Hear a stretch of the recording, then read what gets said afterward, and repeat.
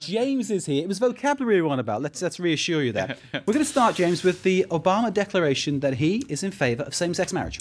That's right, and I actually, how I found out was on my Facebook page, and I saw people sharing articles and comments and all that. It really generated a massive amount of reaction very quickly on social media. And so let's take a look online, and here you can see President Obama's Facebook page with a quote of himself. Same-sex couples should be able to get married. 198,000 people have liked that. He's very popular on social media, and he's made a very good job of putting himself out there through Facebook and Twitter. Lots of positive reactions then, and some funny reactions too. Pink smoke rising from the White House chimney. Not sure if the Vatican would agree with that particular wordplay. You've got Ellen DeGeneres, who is, of course, publicly lesbian. Thank you, President, for your beautiful and brave words. I'm overwhelmed. Now, one thing I noticed is this, right? On France 24's French page last night, this generated an awful lot of reaction. And I suppose, you know, as I was saying earlier, we get used to the fact that in many parts of Europe and the US, this is kind of an accepted thing now, this progress or evolution towards gay marriage. What you can see here is in a lot of places that aren't in Europe or kind of outside of Europe and North America, it's still a very taboo issue. And a lot of comments were very, very critical, the ones that I read out anyway, of Barack Obama, saying that this was a political gesture. He was just trying to get the gay vote, so to speak. Places such as? Well, French-speaking African countries, and one guy in particular, I mean, almost unanimously, all of tout cela pour avoir, all of this to get gay voters. It's sad. The world is doing badly, says this person. How can we accept this?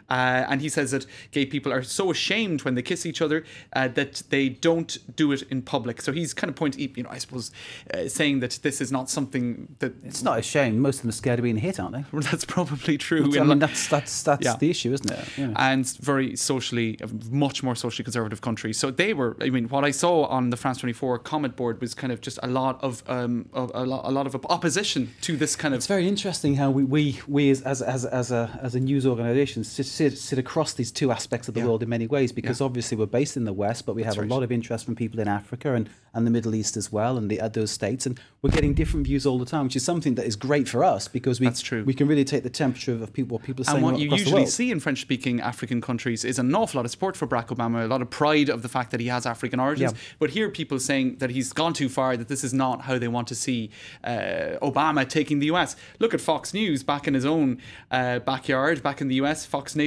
Obama flip-flops and declares war on marriage. So we're pretty clear where they stand on the issue.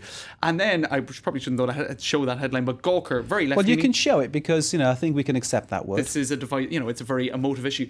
They are angry with Obama because they don't think he went far enough. So you can see how across the, you know, from one extreme to the other, the media are. So what do you mean? They're saying basically what his point was that if a US state votes in favour of gay marriage, the federal government should not block that. Okay. And what Gawker is saying is this doesn't go far enough. He should unequivocally say that he's in favour of equality from the federal level down.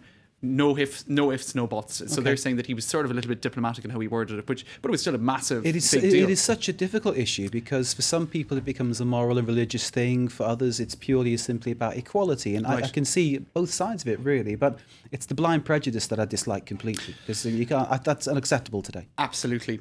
So generating a lot of comment online. All right, I was going to tell you about Valérie Trierweiler. Now that's not a photo of her. that's Julien Drey, isn't he? Of course. That's right. Now he's a socialist MP. In a bad scarf. He got into a bit of trouble with Valérie Trierweiler. Let's roll some pictures of Valérie Trierweiler, actually. She is the new First Lady. Now, he turned up at a dinner organised for François Hollande last night to celebrate the end of the campaign. She turned him away. She said, "Hey, you weren't invited, and we haven't forgotten what you did." She literally said, "You have no business here. Get out." So people are saying, "God, you know, she's a lot." Rien à faire ici. She's a lot tougher than you would have thought. Now the reason is, Julien Drey organised a birthday party for himself about 2 or 3 weeks ago. He invited a lot of the Socialist Party bigwigs. This is a controversial one, isn't it? That's right. He invited a lot of the Socialist Party bigwigs, and who came in unannounced? Tell us. Julien Drey knew it, but the others didn't. Dominic Strauss-Kahn. Okay. And so they were very annoyed about this because... This is when some senior socialists left, wasn't it, when he arrived? That's right. They got up and they immediately left. And so François Hollande was apparently furious about it, saying, look, this was almost like an ambush.